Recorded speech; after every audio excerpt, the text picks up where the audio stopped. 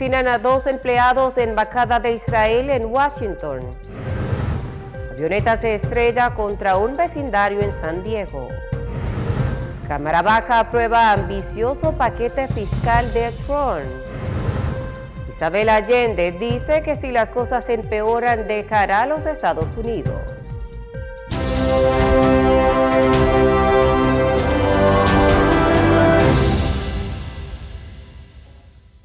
Saludos, gracias a todos ustedes por darnos la oportunidad de llegar a sus hogares con esta emisión de Noticias al Día. Como siempre, Fanny Luna les acompaña. Hablamos de un hombre y una mujer que fueron asesinados a tiros frente al Museo Judío Capital en el noroeste de Washington, D.C. el miércoles por la noche. Las víctimas eran empleados de la Embajada de Israel, según fuentes familiarizadas con la investigación, y fueron identificados como Yaron Lichinsky y Sarah Lynn. El embajador de Israel en los Estados Unidos declaró que eran una joven pareja a punto de comprometerse. Él acababa de comprar un anillo y tenía la intención de proponerle matrimonio la próxima semana en Jerusalén, publicó a través de las redes sociales. El presidente de los Estados Unidos, Donald Trump, se pronunció la madrugada de este jueves sobre esta lamentable noticia del asesinato a tiros de los 2 miembros de la Embajada de Israel en Washington, D.C., diciendo que fueron basados obviamente en el antisemitismo. Los 2 fallecidos se encontraban en el exterior del Museo Judío de la capital, donde se estaba celebrando un evento del Comité Judío Americano, cuando recibieron los impactos de bala. El sospechoso, identificado como Elías Rodríguez, de 30 años y residente en Chicago, fue visto paseando afuera del museo antes del tiroteo. Entró al museo después del tiroteo y fue detenido por la seguridad del evento, informó la jefa de la Policía Metropolitana, Pamela Smith. Una avioneta se estrelló en un vecindario de San Diego a tempranas horas de este jueves, incendiando vehículos y alrededor de 15 casas, además obligando a evacuar hogares a lo largo de varias cuadras, informaron las autoridades. Según reportes del subdirector de bomberos, hay combustibles de avión por todas partes. Puntualizó que su objetivo principal es buscar en todas estas casas y sacar a todos de inmediato. La cantidad de personas a bordo es desconocida en estos momentos, dijo la agencia de aviación. La Cámara de Representantes aprobó en la madrugada de este jueves el proyecto de ley más importante para la agenda del presidente de los Estados Unidos, Donald Trump. El ambicioso paquete fiscal incluye un amplio paquete de políticas internas, una gran victoria para Trump y el presidente Johnson. El proyecto incluye un amplio paquete de políticas que serán claves para impulsar la agenda del mandatario. La lucha contra la inmigración es uno de los puntos más importantes de la iniciativa. El proyecto de ley de presupuesto extendería la reducción de impuestos promulgada durante el primer mandato de Trump, que está a punto de expirar, y aumentaría el gasto militar y de control migratorio. El paquete de política nacional también recortaría el Medicaid y aumentaría el límite de la deducción federal para impuestos estatales y locales. La Universidad de Columbia en Nueva York ha celebrado uno de los actos de graduación de sus estudiantes que se han visto perturbados por las protestas de un centenar de activistas que manifestaron a sus puertas en apoyo a Palestina, con la quema de diplomas por parte de antiguos alumnos de la institución. A pesar de las lluvias y el frío, en torno a 100 personas protestaron en la puerta de la universidad mientras se celebraban los actos de graduación en el interior, y alumnos ataviados con sus mejores galas cruzaban de un lado para otro. Algunos de ellos destinaron unos momentos en su día de graduación a apoyar y gritar junto a sus compañeros. El gobierno estadounidense aceptó formalmente el Boeing 747 ofrecido por Qatar para ser usado como el avión presidencial Air Force One, y que ha sido objeto de controversia por los interrogantes que esa entrega suscita en cuestión de inteligencia y seguridad. El portavoz del Pentágono, Sean Parnell, indicó en una declaración a la prensa que el secretario de Defensa, Pete Hegseth, ha aceptado dicho avión de conformidad con todas las normas y reglamentos federales. Para cualquier detalle adicional al respecto, remitió a la Fuerza Aérea. La noticia sobre la oferta catarí se filtró a medios en el principio de mes y desde el principio fue vista con escepticismo, incluso entre las filas republicanas que ponen en duda que el complejo proceso necesario para adaptar la aeronave a los requisitos de seguridad haga que valga la pena. Un ex policía estatal de Nueva York se declaró culpable de los cargos de haberse disparado a sí mismo y luego haber afirmado falsamente que fue herido por un pistolero desconocido en una autopista de Long Island, lo que provocó una búsqueda en toda la región. Tomás Macias acordó cumplir 6 meses de cárcel, seguidos de 5 años de libertad condicional y continuar con el tratamiento de salud mental, mientras cambiaba formalmente su declaración de inocente durante una comparecencia en el Tribunal del Condado de Nassau en Mineola. El Departamento de Justicia de los Estados Unidos anunció que pondrá fin a los acuerdos de supervisión y reforma policial con las ciudades de Louisville y Minneapolis, avanzados por los anteriores representantes de la administración en uno de los intentos de reforzar esos departamentos involucrados en muertes que generaron múltiples protestas en el país. Pero ahora el departamento reculó una decisión bajo el argumento de que esos decretos de consentimientos, como se les conocen a estos acuerdos, habrían impuesto años de microgestión de los departamentos de policía por parte de los tribunales federales, costosos monitoreos independientes y cientos de millones de dólares gastados en su cumplimiento. El fiscal considera que estos decretos son excesivamente amplios y despojan del control policial local a las comunidades donde corresponde, transfiriendo ese poder a burócratas no electos e irresponsables, a menudo con una agenda antipolicial. El presidente de los Estados Unidos, Donald Trump, protagonizó un tenso encuentro con su homólogo sudafricano Cyril Ramaphosa en la Casa Blanca, durante el cual proyectó un video para denunciar un supuesto genocidio contra la minoría blanca africana, una acusación que el mandatario rechazó categóricamente. La reunión en el despacho Oval fue una de las más conflictivas desde la visita en febrero del presidente ucraniano. La tensión estalló cuando la prensa preguntó por la reciente llegada de los refugiados africanos. Trump insistió en su teoría de que esta minoría sufre una persecución y exigió explicaciones a su interlocutor. Ramaphosa respondió con firmeza que no existe ningún genocidio africano e instó a Trump a escuchar al pueblo sudafricano para desmontar esta narrativa. Si realmente hubiera un genocidio contra los agricultores africanos, te aseguro que esas personas no estarían aquí, incluido mi propio ministro de Agricultura, afirmó, señalando a su delegación que incluía a miembros de esa comunidad. Trump insistió en que existen miles de historias que confirman la persecución y ordenó la proyección de un video de casi 5 minutos que mostraba a políticos africanos dando discursos a favor de la violencia contra los blancos e imágenes de montículos y cruces que, según Trump, representan más de 1,000 agricultores asesinados. Me gustaría saber dónde es eso, porque yo no lo he visto, comentó el presidente sudafricano tras observar incómodo estas imágenes.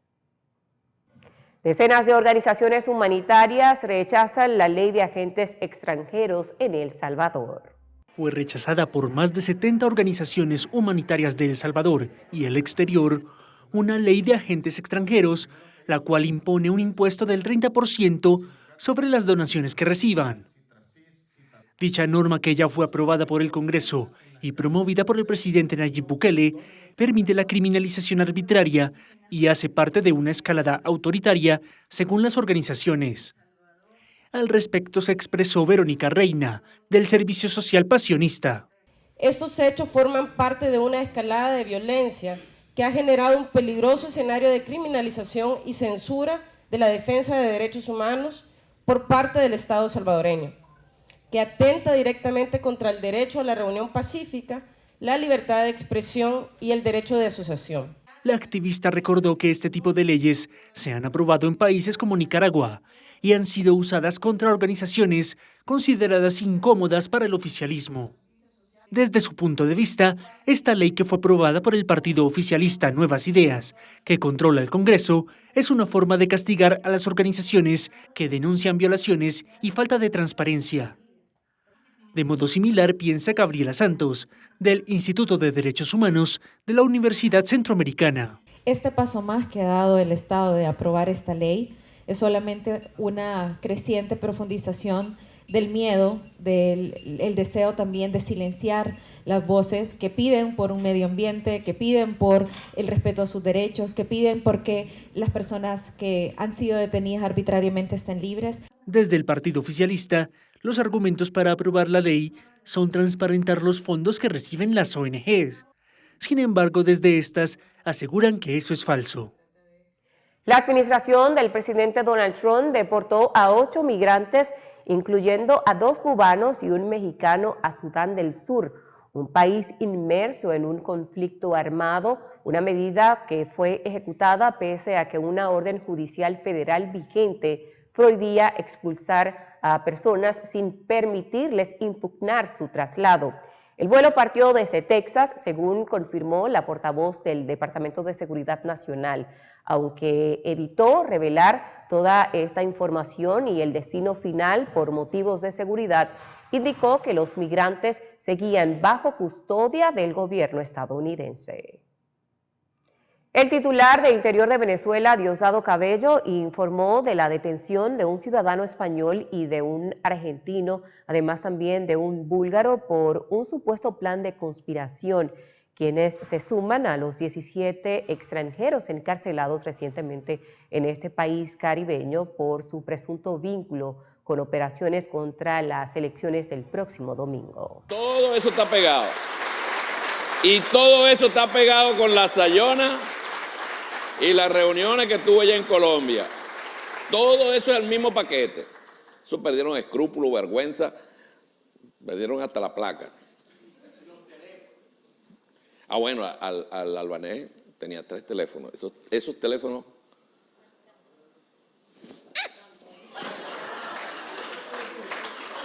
Oro puro. Y a los, no sé todavía porque mi amigo no me lo ha dicho, al búlgaro y al argentino cómo está su teléfono.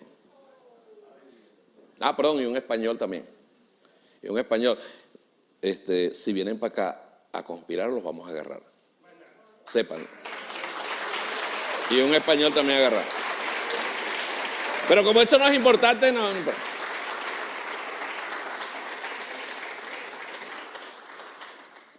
Ellos se hacen una vuelta y se enredan después. Nosotros vamos por el camino que es taca. Y la operación Tuntún está esplendorosa. El ministro, que no dio detalles sobre el operativo ni sobre las identidades de los detenidos, señaló que el español está presuntamente vinculado a mafias del narcotráfico. Nos vamos a una pausa comercial. Al regreso seguimos con más información en Noticias al Día. En las tiendas Lebron te ofrecemos todos los utensilios para tu cocina profesional. Contamos con el mejor servicio de entrega. Llámanos ya en New York al 212-942-8258 y en Orlando, Florida al 407-933-0555 o visita nuestra página web www.lebronrestaurantsupply.com. En las tiendas Lebron, tu cocina profesional es nuestra especialidad. Su velocidad le puede parecer lenta al manejar, pero si atropella a alguien, es espantosamente rápida. Conductores estén pendientes de los peatones y ciclistas y al doblar reduzca la velocidad a 5 millas por hora.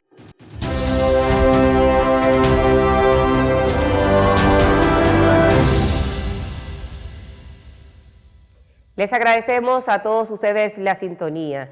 Seguimos hablando sobre Venezuela y las elecciones del próximo domingo en este país que pondrá a prueba el poder de convocatoria del chavismo al frente del país desde 1999 y que controla 256 de los 277 escaños de la Asamblea Nacional. Las elecciones del 25 de mayo en Venezuela pondrán a prueba el poder de convocatoria del chavismo al frente del país desde 1999 y que controla 256 de los 277 escaños de la Asamblea Nacional y 19 de las 23 regiones. Una hegemonía política e institucional que no solo busca mantener, sino elevar. El chavismo acude a las urnas nuevamente con una legitimidad cuestionada dentro y fuera del país tras los comicios presidenciales de julio pasado, en los que el Consejo Nacional Electoral, CNE, proclamó ganador a Nicolás Maduro sin que hasta la fecha haya publicado los resultados desagregados que confirmen ese triunfo, tachado de fraudulento por la Plataforma Unitaria Democrática, principal coalición opositora. Para su misión de ampliar el poder, de la que se ha mostrado seguro en diferentes mitines ante la división de la oposición mayoritaria, el chavismo ha apostado por figuras de trayectoria y muy cercanos a Maduro, con el objetivo de convocar a los militantes y seguidores más fieles al partido a los centros de votación. La primera dama, Cilia Flores, busca la reelección como parlamentaria, pese a que su participación en el legislativo ha sido muy limitada. Igualmente, Nicolás Maduro Guerra, hijo del actual gobernante, también quiere repetir como diputado de la Asamblea Nacional, donde ha formado parte de la Comisión de Finanzas y de la Comisión Especial de Diálogo con los partidos para la reforma de las leyes electorales. El actual presidente del Parlamento, Jorge Rodríguez, también busca la reelección en estos comicios. En la lista de candidatos también lo acompaña Iris Varela, actual legisladora, quien propuso en noviembre pasado anular todos los documentos de identificación de las personas a las que se le aplique la sanción de inhabilitación prevista en la Ley Orgánica Libertador Simón Bolívar, que finalmente no se concretó. En cuanto a las gobernaciones, el chavismo se propone extender su dominio hacia los 4 estados que perdió en los anteriores comicios regionales, entre ellos Barinas, con Adán Chávez. Por su parte, Freddy Bernal intentará reelegirse como gobernador de Táchira, que logró ganar en 2021 gracias a la división de la oposición en esa región. El chavista también fue miembro de la Asamblea Nacional Constituyente en 1999, además de ministro para la Agricultura Urbana y alcalde de Caracas. El oficialismo insiste también en tener a un primer gobernador de la que considera la región número 24 de Venezuela, el Esequibo, un territorio de casi 160.000 kilómetros cuadrados en disputa con Guyana. La oposición en este país de Venezuela concurre dividida a los comicios legislativos y regionales del domingo, en los que dirigentes como Enrique Capriles han instado a la participación, pese a las llamadas a la abstención de los líderes María Corina Machado y Edmundo González, quienes siguen reclamando el triunfo antichavista en las presidenciales del pasado julio. La oposición en Venezuela concurre dividida a los comicios legislativos y regionales del 25 de mayo, en los que dirigentes como Enrique Capriles han instado a la participación, pese a las llamadas a la abstención de los líderes María Corina Machado y Edmundo González Urrutia, quienes siguen reclamando el triunfo antichavista en las presidenciales de julio pasado. La Plataforma Unitaria Democrática, principal coalición antichavista del país, rechaza acudir a estas votaciones bajo el argumento de que en los comicios celebrados el 28 de julio de 2024 hubo fraude, luego de que el Consejo Nacional Electoral proclamara la victoria de Nicolás Maduro. Sin embargo, varios dirigentes políticos que integran la Plataforma Unitaria Democrática han manifestado su intención de ser candidatos como una forma de, argumentan, seguir protestando contra el gobierno de Maduro. Capriles es uno de los líderes que encabeza esta cruzada por el voto en las regionales y legislativas del próximo 25 de mayo. En la lista de candidatos al Parlamento le acompañan el exdiputado Stalin González, miembro de la Comisión de Negociación del Antichavismo en el proceso de diálogo con el Ejecutivo. Asimismo, se suma a la participación electoral el excandidato presidencial Henry Falcón, junto al exgobernador del estado Zulia, Pablo Pérez, y los exdiputados Tomás Guanipa, Luis Florido y Nora Bracho. Igualmente, el exsecretario ejecutivo de la Mesa de la Unidad Democrática, Jesús Torrealba, participa en estos comicios como candidato al Parlamento por Caracas. Juan Requesens, exdiputado del Parlamento y exdirigente estudiantil de la Universidad Central de Venezuela, busca ahora ser el gobernador del céntrico estado de Miranda, luego de haber estado preso 5 años entre 2018 y 2023, con un periodo en arresto domiciliario por su presunta participación en un fallido atentado contra Maduro. En el estado Zulia, el actual gobernador, el opositor Manuel Rosales, buscará también la reelección. Rosales fue candidato a la presidencia en 2006 frente al entonces mandatario Hugo Chávez y el año pasado presentó su postulación al mismo cargo bajo el argumento de mantener a la oposición con opciones para las presidenciales tras la inhabilitación de María Corina Machado. Finalmente, Rosales renunció a esta aspiración cuando la Plataforma Unitaria Democrática decidió que González Urrutia fuera su candidato a la presidencia. Finalmente, en el estado de Barinas, el actual gobernador, el opositor Sergio Garrido, también intentará hacerse con la reelección. Transportistas de combustible en Bolivia continúan en huelga por el incremento de los gastos operativos. Los transportistas bolivianos de combustible están en huelga para exigir al gobierno de Luis Arce el incremento de sus tarifas de servicio. La protesta se concentra en la ciudad oriental de Santa Cruz. Bolivia pasa por una prolongada escasez de divisas desde principios de 2023. Asimismo, en La Paz, sede del Ejecutivo y el Legislativo, hubo una marcha de comerciantes que protestaron por la falta de combustibles, dólares y la inflación. Rodrigo Sánchez, comerciante de La Paz, comparte el pliego de peticiones. 1. El incremento a la canasta familiar. Hay productos que se han incrementado hasta un 100% de servicios básicos. 2. El abastecimiento de hidrocarburos a nivel nacional. Exigimos el abastecimiento y claridad sobre el tema energético de Bolivia. Y 4. El incremento del dólar paralelo. Necesitamos divisas para poder comercializar y poder importar. La falta de combustibles y de divisas coincide con la inflación, que a abril de este año llegó al 5,95%. La situación económica de Bolivia forma también parte del debate político de cara a los comicios nacionales del próximo 17 de agosto. Llegó el momento de hacer nuestra próxima pausa comercial. Para el regreso seguir con más noticias. En las tiendas Lebrón te ofrecemos todos los utensilios para tu cocina profesional. Contamos con el mejor servicio de entrega. Llámanos ya en New York al 212-942-8258 y en Orlando, Florida al 407-933-0555 o visita nuestra página web www.lebronrestaurantsupply.com. En las tiendas Lebrón, tu cocina profesional es nuestra especialidad. Su velocidad le puede parecer lenta al manejar, pero si atropella a alguien, es espantosamente rápida. Conductores, estén pendientes de los peatones y ciclistas y al doblar reduzca la velocidad a 5 millas por hora.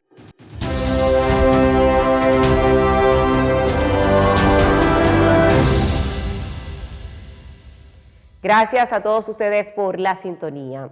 3 muertos y un desaparecido por las inundaciones en Australia, con miles de afectados, es lo que se vive en estos momentos. Las inundaciones que afectan al sureste de Australia dejan al menos 2 muertos y 2 desaparecidos, mientras que las autoridades llaman a 50.000 residentes a prepararse para la evacuación. La zona afectada es el estado de Nueva Gales del Sur, el más poblado de Australia. Los fallecidos son un hombre de cerca de 30 años que había sido reportado como desaparecido la noche del miércoles y un hombre de 63 años que había llamado para pedir asistencia, pero los equipos de socorro llegaron tarde. El primer ministro de Australia, Anthony Albanese, expresó sus condolencias e instó a los habitantes de las zonas afectadas a estar atentos a las indicaciones de los equipos de emergencia y a cuidarse unos a otros. La policía aún busca a una mujer de 60 años y un hombre de 25 que continúan desaparecidos después de ser vistos por última vez en zonas inundadas. En las últimas 24 horas, los equipos de socorro tuvieron que realizar casi 340 rescates. Este jueves, más de 100 escuelas permanecieron cerradas, mientras que alrededor de 5.000 viviendas se encuentran sin suministro eléctrico. En las tareas de emergencia participan unas 2.500 personas del servicio, apoyadas por 2.200 voluntarios, 500 vehículos y barcos y 13 helicópteros. La Defensa Civil de Gaza informó que al menos 52 personas murieron desde el amanecer de este jueves, debido a ataques israelíes en medio de la escalada de la ofensiva militar en el enclave. La mayoría de las víctimas se registraron en la ciudad de Gaza y en Deir, donde un bombardeo alcanzó las inmediaciones de un tanque de agua, según confirmaron fuentes médicas.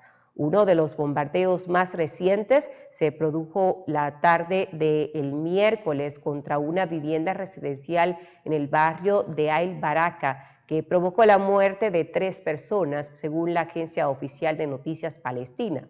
Mientras el hospital Al-Auda de Jabalia, al norte, denunció un ataque deliberado de Israel contra su almacén de medicamentos, lo que provocó un incendio que los trabajadores trataron de extinguir.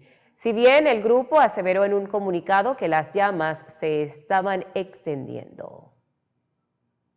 Seguimos en Gaza, y es que la población de este país aún no ha recibido nada de las ayudas autorizadas por el ejército de Israel, según declaró el portavoz de la Secretaría General de la ONU. Hasta ahora, al mediodía en Nueva York, final de la tarde en Gaza, ninguno de los suministros ha podido salir de la zona de descarga.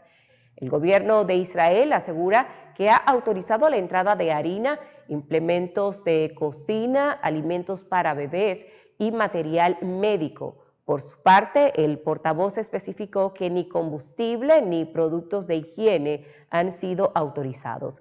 En cualquier caso, dejó claro que los camiones autorizados por Israel no son suficientes. Es importante subrayar que los suministros limitados que finalmente fueron autorizados a entrar no llegan ni de lejos a cubrir las necesidades en Gaza, que son enormes, que son tremendas. Muchas ayudas suplementarias deben llegar mientras que los bombardeos continúan sobre la franja de Gaza, reportó. Los astronautas de la misión Chang'e 20 realizaron este jueves su primera actividad extravehicular fuera de la Estación Espacial China Tiangong. Durante la operación, que se prolongó unas 8 horas, con apoyo del brazo robótico de la estación y de expertos en la Tierra, los 2 astronautas instalaron un dispositivo de blindaje contra desechos espaciales que había sido trasladado previamente mediante la exclusiva de carga. También realizaron tareas de inspección y mantenimiento en equipos exteriores. Esta es la primera vez desde el inicio de la fase de uso y desarrollo de la estación en la que se emplea el puerto nodal del módulo central como salida para astronautas.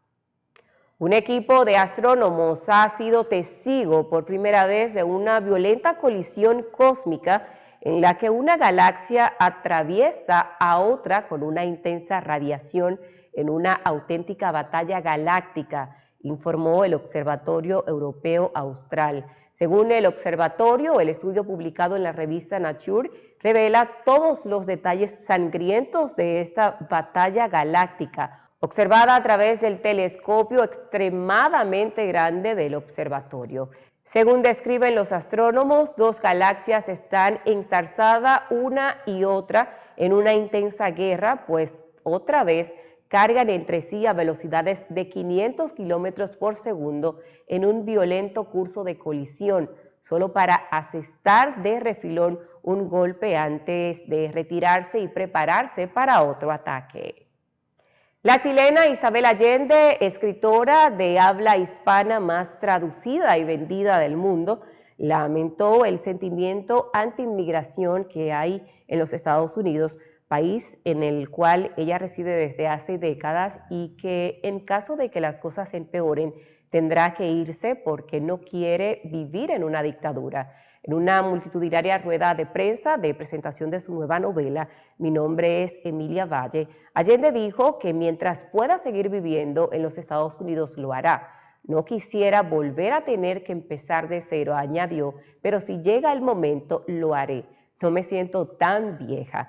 La escritora chilena denunció que el gobierno de Donald Trump está deportando a gente legal con papeles e invitando como refugiados a personas blancas de Sudáfrica que no escapan de nada, pero son blancos, por una cuestión de nacionalismo blanco cristiano muy peligroso y absurdo, abordó. No tenemos tiempo para más, hemos llegado al final de esta emisión de Noticias al Día. Fanny Luna les agradece toda la sintonía con nosotros y recordarles que deben estar pendientes a nuestra programación.